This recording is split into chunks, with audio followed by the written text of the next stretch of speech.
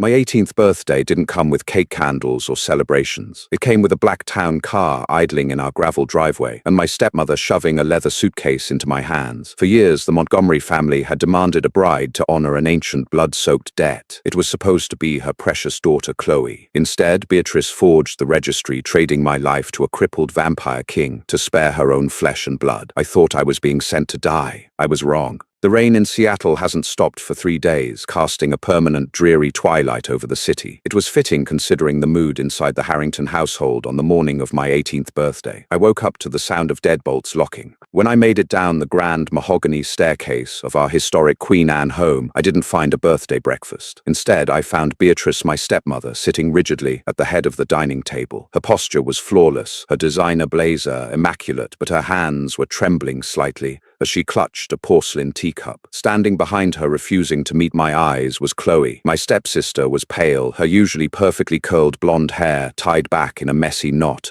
Her eyes red-rimmed from crying. "Sit down, Clara," Beatrice commanded, her voice devoid of any maternal warmth. It was a tone I had grown accustomed to since my father, William Harrington, passed away under mysterious circumstances 5 years ago. I remained standing, my eyes darting to the heavy leather suitcase sitting by the front door. "What is going on? Where are you sending me?" Beatrice set her teacup down with a sharp clink. "We are honoring the Accord of 1999. The Montgomery family has called in their debt." The air in the room seemed to vanish. Every human in the Pacific Northwest knew about the Accord. Decades ago, when the existence of vampires was violently revealed to the world, peace was only established through harsh treaties. The Montgomerys were the most powerful vampire syndicate on the West Coast. They controlled the ports, the politicians, and the blood banks. In exchange for not hunting humans in the streets, prominent families were occasionally required to offer up a companion, a lifetime blood slave and bride to solidify alliances. "The debt is real," I said, my voice trembling despite my best efforts to keep it steady. "But the registry names the firstborn daughter of the current matriarch. That's Chloe, not me." Chloe let out a muffled sob, burying her face in her hands. Beatrice stood up, her heels clicking sharply against the hardwood floor. "Chloe is fragile. She is destined for a life of high society, for a proper marriage to a senator or a CEO. She would not survive a week in the Montgomery estate. You, on the other hand, have always been resilient, much like your stubborn father." "You forged the registry," I whispered, the sheer audacity of her betrayal washing over me. "You altered the city records. You're sending me to Silas Montgomery." Silas Montgomery wasn't just a vampire. He was the king of the Northwest Court, but he was also a ghost. 2 years ago, rumors swept through the city that he had been severely maimed in a territorial war with a rogue faction from Canada. Whispers claimed he was shattered, crippled, and completely disfigured. He hadn't been seen in public since. They said his mind had fractured along with his body, turning him into a volatile, bloodthirsty monster who locked himself away in his ancestral estate. "I did what I had to do to protect my family," Beatrice said, coldly crossing the room to hand me a thick manila envelope. "Inside are your new identification papers, the transfer of your guardianship, and a signed NDA. The town car is outside. If you try to run, the Montgomery enforcers will hunt you down, and they won't be gentle about it." "He'll know," I shot back, tears of anger finally spilling hot down my cheeks. "Vampires can smell a lie. He'll know I'm not your blood daughter." "He doesn't care whose blood it is as long as the debt is paid," Beatrice sneered. "Silas is a broken creature. He needs a caretaker, a blood bag, a distraction. You will serve him, Clara, and in return, the Harrington family remains untouched." I looked at Chloe. She was my age, a girl I had shared a bathroom with, someone I had covered for when she sneaked out to parties. "Chloe," I pleaded, my voice cracking, "are you really going to let her do this?" Chloe looked up, her blue eyes swimming with cowardly tears. "I'm sorry, Clara. I'm so sorry. I can't go there. I can't be with a monster. I'd die. You're stronger than me. You always have been. There was no rescue coming. I was 18 today, legally an adult, but stripped of all my rights by a treaty older than I was. My father's wealth, his house, his legacy, all of it belonged to Beatrice. And now she was throwing me to the wolves to save her own skin." I grabbed the heavy envelope from Beatrice's hand, my knuckles turning white. I didn't say goodbye. I didn't look at them again. I walked to the front door, grabbed the handle of the leather suitcase, and stepped out into the freezing Seattle rain. The driver, a towering man with pale skin and dark sunglasses, despite the overcast sky, opened the back door. As the car pulled away from the only home I had ever known, I watched the Harrington estate disappear into the fog. I wasn't crying anymore. The betrayal had burned the tears away, leaving behind a cold, hardened resolve. I was walking into the lair of a crippled monster, but I promised myself one thing: I would not die quietly. The drive took 3 hours, winding deep into the dense, ancient forests of the Olympic Peninsula. The towering pine trees formed a dark canopy over the winding asphalt, suffocating the last remnants of daylight. When we finally arrived, the Montgomery estate loomed out of the fog like a Gothic fortress. It was a massive structure of dark stone, steep spires, and ivy-choked walls perched precariously on a cliff overlooking the churning Pacific Ocean. The car stopped at the front steps. Before I could even reach for the door handle, it was pulled open by a distinguished older man in a tailored three-piece suit. He had silver hair, sharp cheekbones, and an unnerving stillness to his posture. "Miss Harrington," he said, his voice a smooth, cultured baritone. "I am Thomas Hayes, the seneschal of this estate. Please come inside. The rain is unforgiving today." I stepped out, clutching my suitcase. "You know who I am?" "We know you are the bride sent to fulfill the accord," Thomas replied, though his eyes, a startling shade of amber, flickered with a brief, unreadable emotion. "Follow me. Your arrival is expected, though not entirely celebrated." The interior of the estate was a jarring contradiction. The architecture was breathtakingly historical: vaulted ceilings, massive crystal chandeliers, and centuries-old tapestries. But seamlessly integrated into the grand Gothic design were modern clinical modifications. The grand staircase had a sleek, customized mechanical lift attached to the railing. Hallways were extra wide, the heavy oak doors outfitted with automated push-plate sensors. The scent in the air wasn't just ancient dust and wood smoke. There was a faint metallic tang of antiseptics and raw blood. "The king's condition," Thomas said quietly, noticing me taking in the modifications. "It is not a secret, though the extent of it is heavily guarded. You will speak of it to no one outside these walls. Do you understand?" "I don't plan on speaking to anyone," I muttered. "I'm a prisoner." "You are a guest, bounded by duty," Thomas corrected gently. "There is a difference. Wait here in the library. He will see you now." Thomas opened a set of double doors, ushering me into a cavernous library that smelled of old paper and burning embers. A massive fireplace crackled at the far end of the room. Facing the fire, with his back to me, was a large, high-backed motorized wheelchair. My heart hammered against my ribs like a trapped bird. I stood in the center of the Persian rug, clutching my hands together so tightly my nails dug into my palms. "Beatrice Harrington is a coward," a voice rasped from the chair. The voice sent a shiver down my spine. It was deep, gravelly, and laced with absolute authority, but beneath the surface I could hear a faint tremor, the sound of someone suppressing immense physical agony. The wheelchair slowly pivoted. Silas Montgomery, the feared vampire king, was not at all what I expected. He wasn't an ancient, rotting corpse, nor was he the flawless, statuesque predator depicted in movies. He was devastatingly handsome, but brutally ruined. The left side of his face was flawless, with sharp aristocratic features, a strong jaw, and a piercing, icy blue eye. But the right side of his face and neck was a landscape of horrific, jagged scar tissue. It looked as though he had been burned from the inside out, the skin stretched and violently discolored. His right eye was milky and blind. He wore a loose-fitting black silk shirt, and I could see the outline of heavy bracing underneath it, holding his shattered spine together. A thick woolen blanket was draped over his legs. He looked at me, his one good eye scanning me from head to toe with predatory intelligence. "You don't smell like fear," Silas noted, gripping the armrests of his chair. His knuckles were bone white. "You smell like anger and rain. You aren't the pampered firstborn. You aren't Chloe." "I'm Clara," I said, lifting my chin. "My stepmother forged the documents. She traded me to save her daughter." I expected him to explode. I expected the monster the rumors warned about. Instead, Silas let out a harsh, barking laugh that turned into a wet, agonizing cough. He leaned forward, gasping for breath, his chest heaving. I took an instinctive step forward to help him, but he shot a hand up, freezing me in place. "Do not touch me!" He snarled, his fangs descending with a sharp click. I froze my breath, catching in my throat. "So the great Beatrice Harrington sends me her unwanted baggage," Silas sneered, his chest still heaving as he regained his composure. "She thinks I am so far gone, so pathetic, that I wouldn't notice the bait and switch. Tell me, Clara, did she tell you why my council demanded a bride? To honor the accord, a blood slave, a companion?"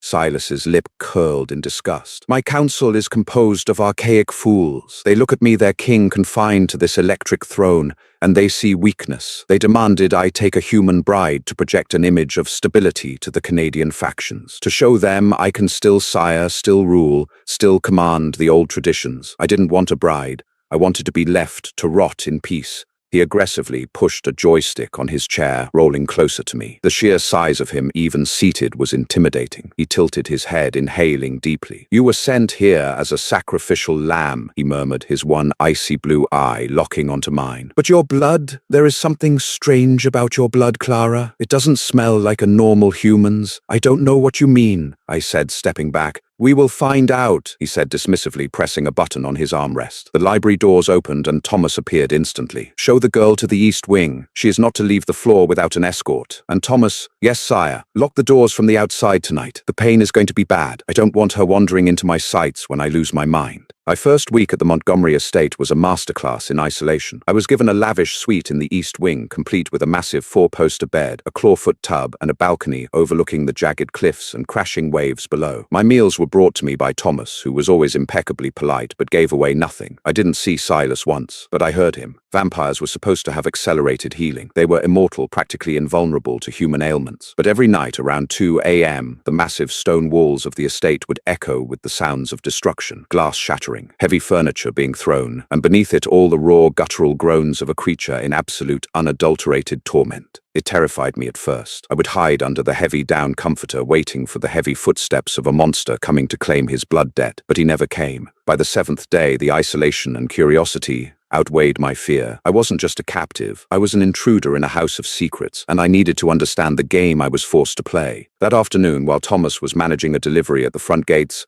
I slipped out of the east wing. The estate was deadly quiet. I navigated the labyrinthine hallways until I found the west wing Silas's private quarters. The heavy double doors were slightly ajar. I held my breath and slipped inside. The room was vast and dark, the heavy velvet curtains drawn tightly to block out the weak afternoon sun. The place was a wreck. Antique chairs were splintered into kindling. A massive mahogany desk was cracked down the middle, and sitting in the center of the destruction, slumped in his wheelchair, was Silas. He was bare-chested, his head thrown back against the leather headrest, eyes closed. Without his shirt, the true extent of his injuries was horrifyingly clear. The jagged scar tissue from his face trailed down his neck, covering his right shoulder and half of his chest. But worse than the scars were the dark, pulsing veins that spider-webbed across his pale skin. They were black, unnatural-looking, less like blood vessels and more like creeping roots of rot. On a small silver tray next to him sat a velvet box containing several glass syringes filled with a viscous, glowing blue liquid. "If you are going to sneak up on a vampire," Silas said without opening his eyes, his voice a dry rasp, "you should learn to control your heartbeat. It sounds like a bass drum in this room." I jumped, my instinct screaming at me to run, but I forced my feet to stay planted. "I heard you last night. You're in pain." He finally opened his one good eye, fixing me with a glare that could freeze boiling water. "Astute observation, little bride. Now get out. Vampires don't get sick." I pushed, taking a cautious step forward, my eyes glued to the black, rotting veins on his chest. "You heal. Even if you were in a war, your spine should have healed by now. Your skin should have healed." Silas's hand shot out with terrifying speed, grabbing the armrest. In a blur of motion, the wheelchair propelled forward, pinning me against a heavy oak bookshelf. He was right in front of me, his face inches from mine. The smell of cedar copper and something incredibly toxic rolled off him. "You think this is battle damage?" he hissed, his voice dropping to a dangerous, lethal whisper. "You think a werewolf or a rogue vampire did this to me?" I don't know," I stammered, my back pressed flat against the wood. "It's a neurotoxin," Silas said, his gaze piercing through me. "A synthetic, biochemically engineered poison, specifically designed to break down immortal cells, halt our regenerative abilities, and slowly, agonizingly turn my nervous system into liquid fire." He reached over to the silver tray, picking up one of the syringes. "This is a serum. It slows the decay, but it doesn't cure it. The venom is still in my blood. And do you want to know the most fascinating part?" "Clara," I couldn't speak. I just shook my head. "The toxin was engineered by a human," he said, his voice dropping an octave heavy with accusation. "A brilliant, twisted human biochemist who specialized in studying immortal blood. A man named William Harrington." My blood ran cold. The room spun. "My father," I whispered the words, tasting like ash in my mouth. Silas leaned back slightly, his expression morphing from rage to a cold, calculated mask. "Your father. The man who was supposedly killed in a lab accident 5 years ago. My enforcers tracked the origin of the poison to his old research files. Files that your dear stepmother Beatrice mysteriously inherited and sold to the highest bidder on the black market. The puzzle pieces clicked together in my mind with sickening clarity. Beatrice hadn't just traded me to save Chloe. She had traded me because I was William Harrington's biological daughter. I was the last living link to his research. "You think I'm an assassin?" I realized, the horror washing over me. "You think Beatrice sent me here to finish the job?" Silas looked at me, his icy blue eyes searching my face for any hint of deception. "Are you—" "My father loved me," I said fiercely, pushing away from the bookshelf, my fear entirely replaced by defensive rage. "He wouldn't create a weapon for murderers. And if Beatrice sold his work to poison you, she did it without my knowledge. She hates me. She sent me here hoping you would kill me." Silas stared at me in silence for a long, suffocating moment. The tension in the room was thick enough to cut with a knife. Suddenly, a violent spasm ripped through his body. He gritted his teeth, a low snarl escaping his throat as his hands clamped down on his legs. The black veins on his chest seemed to pulse and darken. He was losing control of the pain again. Without thinking, I lunged forward, grabbing the syringe of blue liquid from his trembling hand. "What are you doing?" he roared, trying to push me away, but his right arm gave out devoid of strength. "Helping you, you stubborn idiot!" I yelled back. I uncapped the needle, found a clear vein on his unscarred left arm, and plunged it in, depressing the plunger. Silas gasped, his head falling back against the chair. For a minute, the only sound in the room was his ragged, uneven breathing. Slowly, the black veins receded slightly, and the violent tension in his muscles relaxed. He opened his eye and looked at me, really looked at me as if seeing me for the first time. The hatred was gone, replaced by a profound, confused vulnerability. "Why did you do that?" he asked softly. "Because I'm not my stepmother," I replied, standing my ground. "And because if my father's research did this to you, then I'm going to find a way to fix it." The game had completely changed. I wasn't just a captive bride anymore. I was the only one who could save the Vampire King from dying, and in return, he might be the only one powerful enough to help me exact my revenge on Beatrice. The negotiation with Silas took exactly 3 minutes. I expected a tyrant, but I found a tactician. Once I explained that my father kept shadow ledgers of his research hidden from the University of Washington's official servers, Silas saw the logic, but he refused to let me go alone. 2 nights later, I found myself back in a black SUV speeding down Interstate 5 towards Seattle. The rain lashed against the tinted windows, blurring the neon lights of the city skyline. I wasn't alone. In the driver's seat was Thomas, his posture as rigid as ever. Beside me sat Gideon, the Montgomery Syndicate's chief enforcer. Gideon was terrifying, 6'4", built like a heavyweight boxer with neck tattoos that peeked out from the collar of his tailored charcoal suit. He hadn't spoken a single word since we left the estate. "We have a 30-minute window," Thomas announced as we exited toward Pioneer Square, the historic cobblestone heart of Old Seattle. "The local factions know the king is weakened. If they realize you are his bride, they will take you to force his hand." "They won't know," I said, zipping up my dark raincoat. We pulled into a narrow alley behind a dilapidated brick building on Occidental Avenue. It used to be a maritime shipping warehouse before my father leased the basement under a shell corporation, Biotech Solutions. According to the police reports, the lab had been cleared out by hazardous materials teams after his accident. Beatrice had sold the patents, the equipment, everything she could get her manicured hands on. Gideon picked the industrial lock in seconds. The heavy metal door creaked open, exhaling the stale scent of ozone dust and dried chemicals. Thomas stayed by the entrance, his amber eyes scanning the dark alley, while Gideon followed me down the concrete stairwell. The lab was a graveyard of broken glass and stripped wire. Beatrice's buyers had been thorough. Desks were overturned, server racks were gutted, and the sterilization chambers were smashed. "There's nothing here," Gideon finally spoke, his voice a low, gravelly rumble. "They stripped it to the copper." "My father was paranoid," I replied, walking past the ruined workstations. "He knew Beatrice was snooping around his accounts months before he died. He wouldn't leave his life's work on a standard hard drive." I walked toward the far end of the room, stopping in front of a massive, rusted industrial circuit breaker panel. It looked like it had been there since the 1920s, covered in warning labels and thick layers of grime. I closed my eyes, recalling a rainy Tuesday afternoon when I was 12. My father had given me a paintbrush and told me to help him make the new safe look exactly like the old electrical box. I reached under the bottom edge of the panel, feeling for the small, recessed biometric scanner he had installed. I pressed my thumb against it. For a terrifying second, nothing happened. Then a faint green light flickered, and a quiet click echoed in the silent basement. The heavy metal panel swung open, revealing a pristine, temperature-controlled safe holding a single silver external hard drive and a stack of leather-bound journals.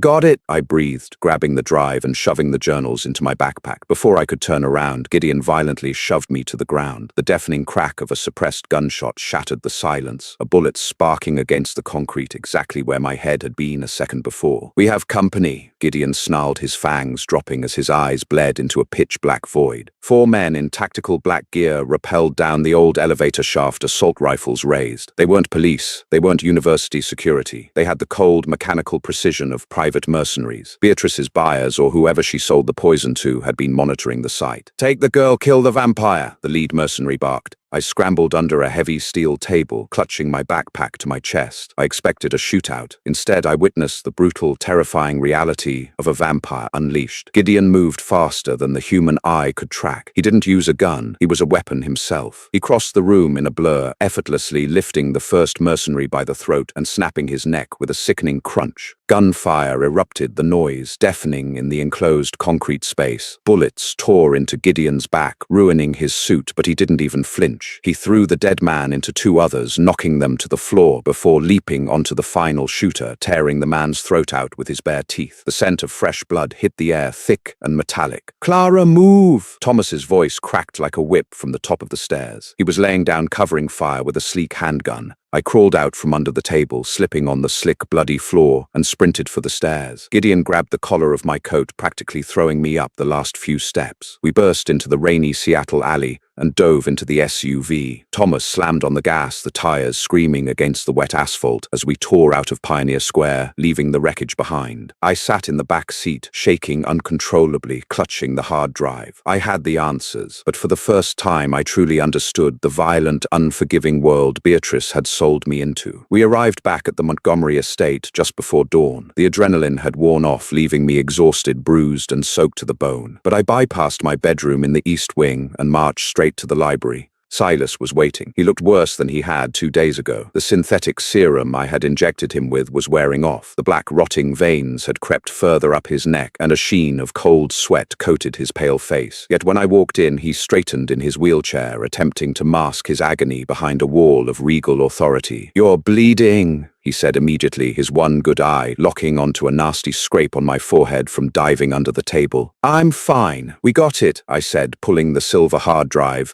and the leather journals from my bag. I slammed them onto the mahogany desk. "Beatrice's friends tried to kill us, but Gideon took care of them." Silas's jaw tightened. "If they are watching the lab, they know you survived. The timeline has accelerated." Thomas brought in an encrypted, heavily secured laptop. For the next 6 hours, as the sun rose and the estate went into lockdown mode for the day, Silas and I sat side by side, combing through my father's life. It was surreal. Despite the terrifying monster he was reputed to be, Silas possessed a brilliant analytical mind. He understood the complex biochemical formulas my father had written better than I did. As we worked, the physical distance between us vanished. We leaned over the same screen, our shoulders brushing. I could feel the cold radiating from his skin, but there was a strange, undeniable comfort in his proximity. He never looked at me with the cold indifference Beatrice had, nor the predatory hunger I expected. He looked at me with respect. "Here," Silas rasped, pointing a scarred finger at a file titled Project Aegis. "Your father didn't create the toxin to kill vampires. He created it as a containment protocol, a way to paralyze rogue immortals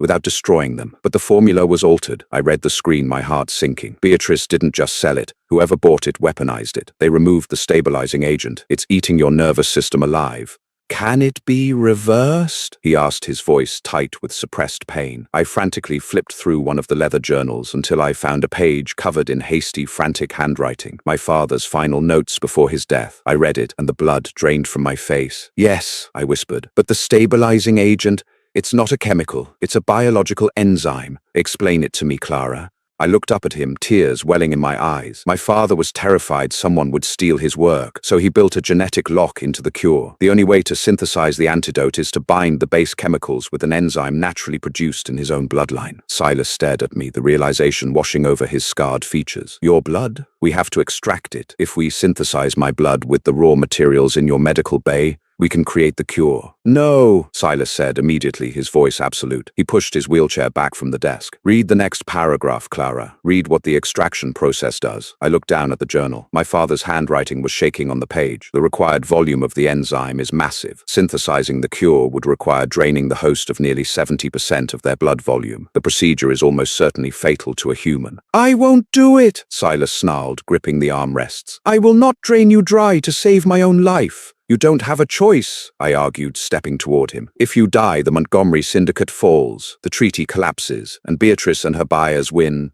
I am a king, he roared, the sheer force of his voice vibrating the crystal chandelier above us. I am not a parasite. I have spent 2 years rotting in this chair. Clara and I have accepted my death. I will not let my legacy be that I murdered an innocent 18-year-old girl who was brave enough to stand up for me. The silence that followed was deafening. He was breathing heavily, the black veins pulsing furiously against his throat. The agony in his single blue eye wasn't just physical anymore. It was the profound torment of a man who had finally found a sliver of hope, only to realize the price was too high to pay. Silas, I whispered, reaching out to touch his unscarred cheek. He flinched at the contact, unused to gentleness, but he didn't pull away. His skin was freezing, but my hand was warm enough for both of us. Before I could speak, the massive oak doors of the library flew open. Thomas stood there, his usually immaculate suit rumpled, a deep gash across his cheek, dripping crimson blood onto his collar. Sire, Thomas gasped, his amber eyes wide with panic. The perimeter has been breached. The security codes were bypassed from the inside. We have a traitor. The heavy steel shutters of the estate's windows slammed down with a mechanized thud, plunging the library into twilight. The wail of the emergency sirens cut through the grand halls, a sharp shrieking sound that meant only one thing: the Montgomery stronghold was under siege. Who? Silas demanded instantly, shifting from a broken man to a warlord. He hit a sequence of buttons on his chair, and a hidden panel in the desk popped open, revealing an array of heavy silver weaponry. One of the inner council, Thomas spat, chambering a round into his sidearm. Lord Sterling's faction. They disabled the UV grid and opened the southern gates. The Canadian rogues are pouring in. They are being led by Dominic. Silas's eye narrowed. Dominic was a ruthless upstart from the Vancouver territories, a vampire known for leaving nothing but ash and bone in his wake. Whoever bought my father's poison had hired Dominic to finish the job, knowing Silas was too weak to defend his throne. Secure the east wing. Hold the grand staircase, Silas commanded. Gideon takes the front line. Do not let them reach this floor. Yes, sire, Thomas bowed deeply, a gladiator accepting his final orders, and sprinted out, locking the heavy library doors behind him. Clara, get into the safe room, Silas ordered, pointing toward a concealed door behind a massive tapestry. Now, I'm not leaving you. I cannot walk, Clara. I cannot fight, Silas yelled, frustration and fury radiating from him. As if to prove his point, a violent spasm racked his body. The neurotoxin, agitated by his surging adrenaline, flared with unprecedented violence. He let out a gut-wrenching groan, sliding sideways in his chair, clutching his chest as the black veins visibly spread toward his heart. The sounds of battle echoed up through the floorboards, the sickening crunch of stone, the roar of vampires tearing into each other, and the staccato bursts of gunfire. The estate was falling. Then the library doors shattered, wood splintered like matchsticks, as a figure casually stepped through the wreckage. He was tall, dressed in a sleek white trench coat that was already stained with blood. He had cruel, mocking eyes, and a smile that made my stomach churn. Knock, knock, your majesty, Dominic purred, stepping over the debris. 2 massive rogue vampires flanked him, their fangs fully descended. Look at you, the great Silas Montgomery, strapped to a battery-powered wheelchair, rotting from the inside out. Silas tried to push himself up, his fangs bared in a feral snarl, but his arms trembled and gave out. The toxin had completely paralyzed his lower spine. And who is this? Dominic sneered, turning his dark eyes toward me. The human bride. Beatrice Harrington did say she sent us a parting gift. I think I'll drink you dry, right in front of him, just to watch him watch you die. Dominic lunged. I didn't run for the safe room. I didn't scream. In a moment of pure, reckless clarity, I realized that synthesizing the cure in a lab would take hours we didn't have. My father's journal said the process of extracting the enzyme was fatal, but it didn't say anything about the raw, unfiltered source. As Dominic closed the distance, I grabbed a silver dagger from Silas's desk. Without hesitating, I sliced the blade deep across the palm of my left hand. The pain was sharp, bright, and immediate, but I ignored it. I threw myself sideways, dodging Dominic's grasping hands, and practically fell into Silas's lap. Drink! I screamed, pressing my bleeding, open palm directly over Silas's mouth. Silas's eyes widened in shock. For a fraction of a second, he tried to turn his head away, his refusal to hurt me fighting against his primal nature. But the scent of my blood, the exact biological lock his poisoned body had been craving for 2 years, overrode his control. His fangs extended, piercing the flesh of my hand. The reaction was explosive. The moment my blood hit his system, a shockwave of energy blasted outward, shattering the remaining glass in the library windows. I gasped as a violent searing pull drained from my arm. It didn't just feel like losing blood, it felt like he was pulling the life force directly from my soul, but I didn't pull away. Beneath me, Silas's body convulsed. The black rotting veins on his neck and chest didn't just recede, they burned away, glowing a bright, furious gold beneath his skin before vanishing entirely. The shattered nerves in his spine reignited. The ruined tissue on the right side of his face smoothed out the horrific burns, healing in real time as the immortal regeneration unblocked by the toxins slammed back into high gear. Dominic froze, the arrogant smirk vanishing from his face as he realized what was happening. "Kill him!" he shrieked to his guards. Silas's good eye snapped open. His milky blind eye was gone, replaced by twin irises of blazing, icy blue fire. He ripped his mouth away from my hand, his fangs stained crimson. With a roar that shook the very foundations of the cliffside estate, Silas stood up. The wheelchair was kicked aside, smashing into pieces against the wall. He was a foot taller than Dominic, radiating an aura of pure, unadulterated apex predator. "You are in my house," Silas whispered, his voice echoing with ancient, terrifying power. Before Dominic's guards could even raise their weapons, Silas crossed the room. It wasn't a fight, it was an execution. He drove his hand straight through the chest of the first guard, ripping his heart out in a single fluid motion. The second guard turned to flee, but Silas grabbed him by the jaw and snapped his neck so violently the sound echoed like a gunshot. Dominic backed up, panic flooding his eyes. He drew a silver sword, but Silas caught the blade with his bare hand. The silver seared his flesh, but Silas didn't blink. He wrenched the sword away, grabbed Dominic by the throat and lifted him off the ground. "Tell the Canadians," Silas said coldly. "The king is healed." With a brutal twist, Silas tore Dominic's head from his shoulders. The rogue's body crumpled to the floor, turning to ash as it fell. The silence that descended upon the library was heavy, broken only by my ragged breathing. I tried to stand, but the room tilted violently. The amount of blood he had taken in those few seconds was staggering. My knees buckled. Before I could hit the floor, Silas was there. His arms caught me, strong and impossibly warm. "Clara," he whispered, his voice trembling as he cradled me against his chest. I looked up at his face. The scars were gone. He was breathtakingly flawless, his striking features fully restored, but his eyes were filled with absolute terror for me. "You're okay," I mumbled, my eyelids drooping heavily. The edges of my vision were fading to black. "Stay with me," he pleaded, pressing his hand against the wound on my palm, his newly healed blood mixing with mine to seal the cut. "You saved me, Clara. Do not die on me now. That is an order." I managed a weak, exhausted smile. "You can't order me around anymore." I let my eyes close, the exhaustion pulling me under the last thing I felt being the Vampire King holding me as if I was the most precious thing in the world. I didn't wake up all at once. Consciousness returned to me in slow, heavy waves, accompanied by the scent of rain cedar and something intensely, wonderfully warm. I opened my eyes, expecting to see the harsh, clinical lights of the medical bay, or worse, the ruined ceiling of the library. Instead, I found myself buried under a mountain of charcoal gray silk sheets, in a bed large enough to fit 5 people. The room was bathed in the soft, silver glow of the moon, filtering through towering bay windows. A heavy, grounding weight rested beside me. I turned my head, my neck stiff, and the breath caught in my throat. Silas was sitting on the edge of the mattress watching me. The wheelchair was gone. The heavy back braces were gone. He wore only a loose pair of dark trousers, the moonlight tracing the flawless, muscular lines of his chest and shoulders. The horrific, jagged scars that had once webbed across his right side had vanished entirely, leaving behind pristine, pale skin that looked as though it were carved from marble. His face was a masterpiece of aristocratic angles, sharp jawlines, and 2 piercing, icy blue eyes that held an intensity so profound it made my heart stutter. He looked like a god of war who had just stepped off a battlefield, completely untouched by the carnage. "You've been unconscious for 3 days, he said. His voice was no longer a broken rasp. It was a rich, dark baritone that sent a shiver straight down my spine.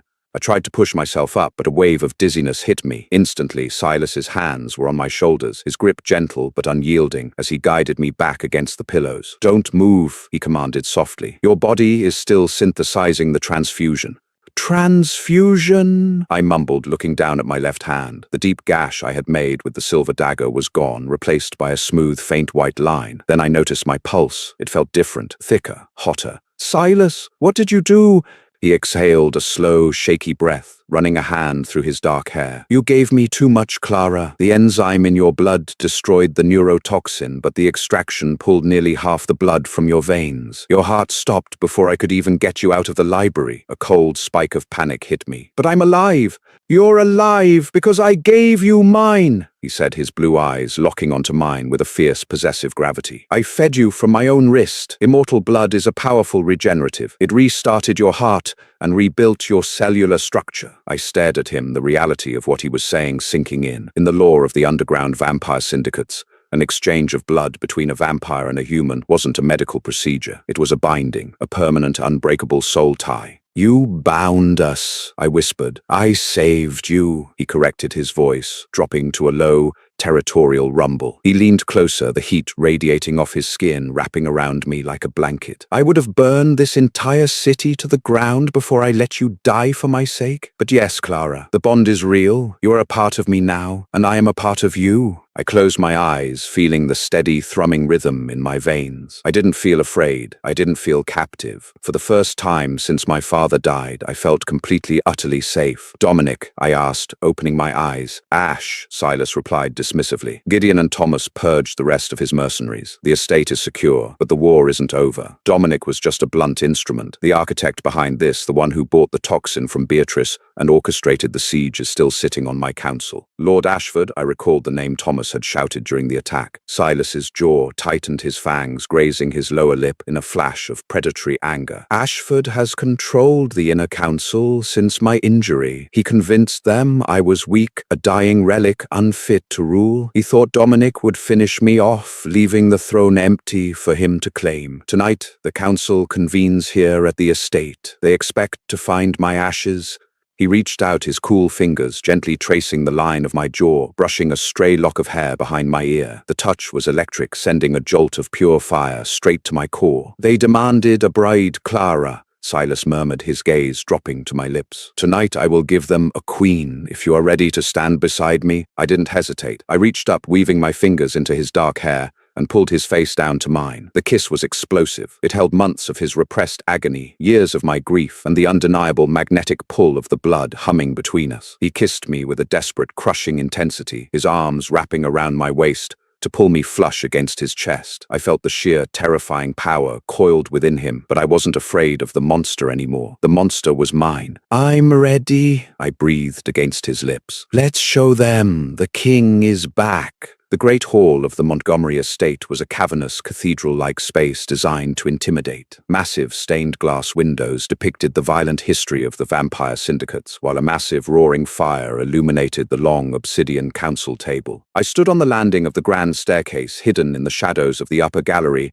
watching the council arrive. There were 12 of them, the oldest, wealthiest, and most lethal predators on the West Coast. They wore tailored Italian suits and diamond-studded gowns, sipping blood-laced champagne as if they hadn't just orchestrated a coup. At the head of the table stood Lord Ashford. He was a tall, aristocratic vampire with slicked-back blonde hair and a smug, self-satisfied smile. He was already acting like the king, giving orders to the estate guards, completely unaware that Gideon and Thomas had locked down all the exits. I looked down at myself. Silas had arranged for a dress that was a weapon in its own right. It was a sweeping gown of midnight black velvet, the bodice structured like armor, with a deep crimson silk lining that trailed behind me like spilled blood. Around my neck rested a heavy, antique diamond choker, the crest of the Montgomery family. Below, Ashford raised his glass, clinking a silver spoon against it to demand silence. "Members of the Northwest Court," Ashford began, his voice dripping with faux sorrow. "We gather tonight under a shroud of tragedy. I have received word that rogue Canadian factions breached these walls yesterday. I fear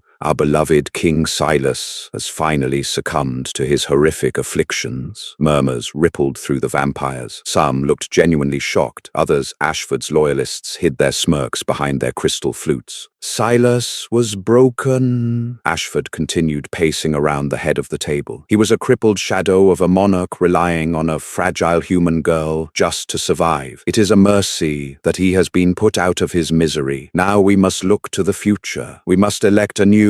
You always were a terrible public speaker, Ashford. The voice echoed through the great hall, like thunder, freezing every vampire in the room. The absolute authority in the tone carried a physical weight, forcing a suffocating silence over the council. The heavy oak double doors beneath the balcony swung open. Silas walked in. The reaction was instantaneous and chaotic. Glass shattered as goblets were dropped. Several council members physically recoiled, tripping over their chairs in sheer terror. He didn't just look healed, he looked lethal. Dressed in a flawless black three-piece suit, he moved with the predatory grace of a panther. There was no limp, there was no hesitation. The scars that had defined his ruin were entirely gone, his face a perfect, terrifying mask of cold fury. Ashford's face drained of what little color it possessed. "Silas, my king, the reports, You thought your Canadian lapdog Dominic would finish the job you were too cowardly to do yourself?" Silas interrupted, his voice dropping to a dangerous, lethal whisper as he stalked toward the table. "You bought a biological weapon created by a human Ashford. You poisoned your king, and then you invited rogues into our territory." "Lies!" Ashford shouted, panic breaking his composed facade. He looked frantically at the other council members. "He is using dark magic. The human girl, she's a witch. She hexed him.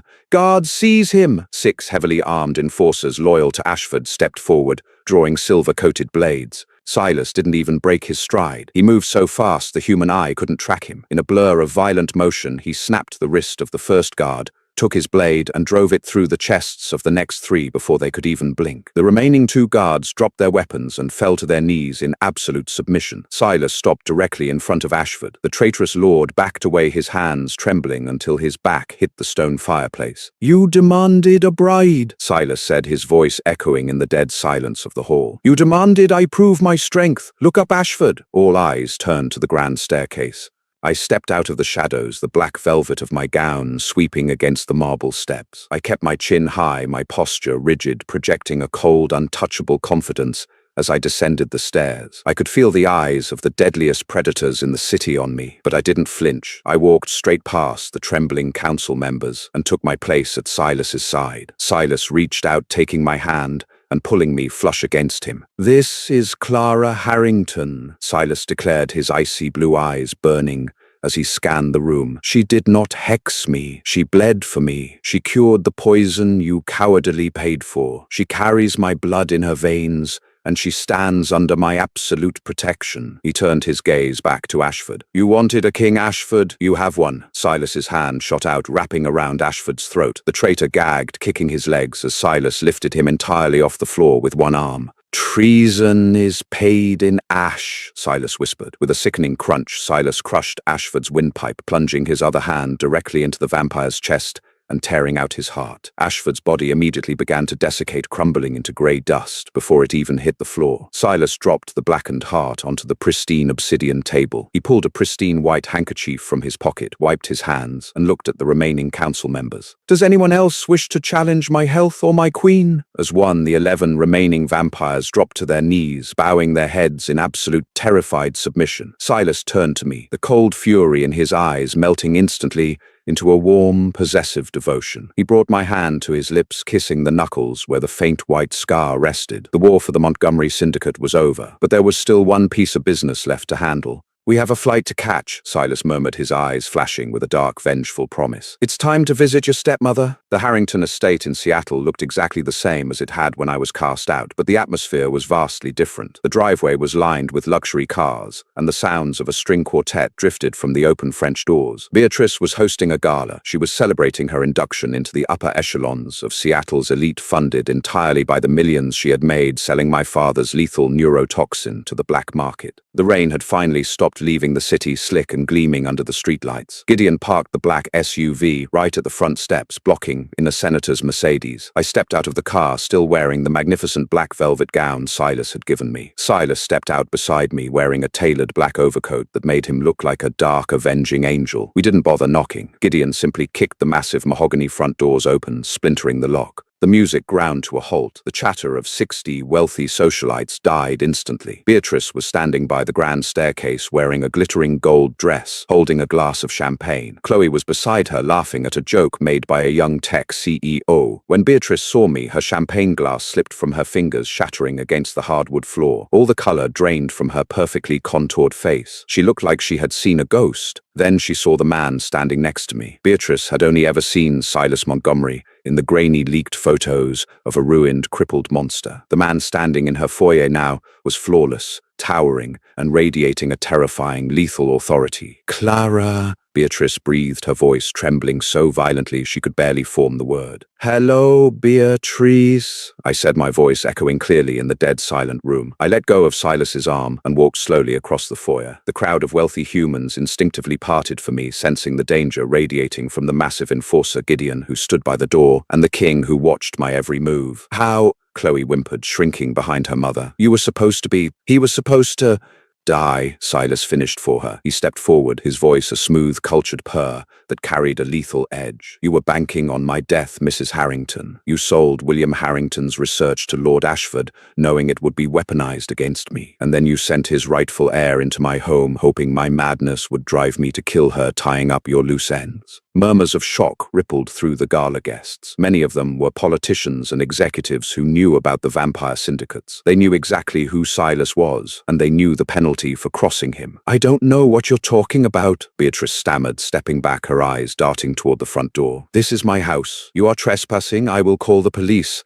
"The chief of police is currently enjoying a cocktail by your ice sculpture," Silas noted dryly, gesturing toward a pale, sweating man in the corner who looked ready to faint. "He will not be answering his radio tonight." I stopped a few feet away from Beatrice. She looked small, pathetic. The tyrant who had terrorized me for 5 years was nothing but a cowardly fraud. "You forged the registry," I said, my voice cold and steady. "You violated the accord to save Chloe, and you sold my father's legacy to murderers." I pulled a thick manila envelope from my clutch and tossed it onto the floor at her feet. It was the same envelope she had given me on my birthday, but the contents were vastly different. "What is this?" Beatrice asked, her voice cracking. "Those are the eviction notices," I replied, "and the forensic accounting reports from Biotech Solutions. My father's hidden ledgers proved that the company, this house, and every cent of the Harrington Trust rightfully belongs to me upon my 18th birthday. The Montgomery Syndicate's lawyers have already seized your offshore accounts." Beatrice fell to her knees, frantically tearing open the envelope. As she read the documents, tears of absolute ruin spilled down her cheeks. "You have nothing," I said, looking down at her without an ounce of pity. "Your bank accounts are frozen. The patents you sold have been seized by the syndicate. This house is mine." "Clara, please," Chloe sobbed, dropping to her knees beside her mother, grabbing the hem of my dress. "We're family. You can't put us on the street. Where will we go?"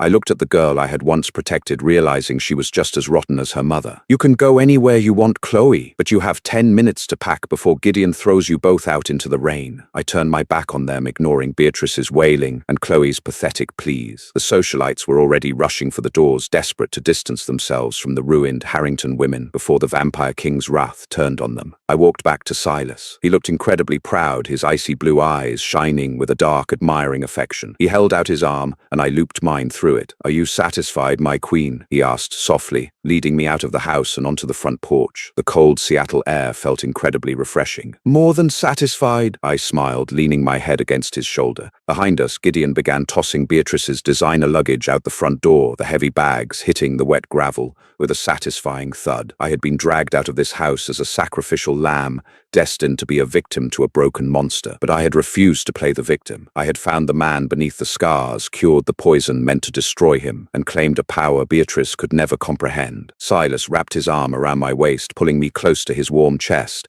As we walked toward the waiting car, we were heading back to the cliffside estate, back to the massive library and the crashing waves of the Pacific. It wasn't a prison anymore, it was our kingdom. And as the Vampire King pressed a gentle, lingering kiss to my forehead, under the stormy Seattle sky, I knew our reign was just beginning. What an absolute thrill ride! From a sacrificial bride to the undisputed queen of the Northwest Court, Clara's journey proves that sometimes the monsters we fear are the only ones who can truly protect us. Did you expect that twist with the blood bond, or Beatrice's epic downfall at the end? Let me know your favorite moment down in the comments. If you love this story, please smash that like button, share this video with all your friends who love dark romance and vampire drama, and don't forget to subscribe with notifications on so you never miss another original story. See you next time.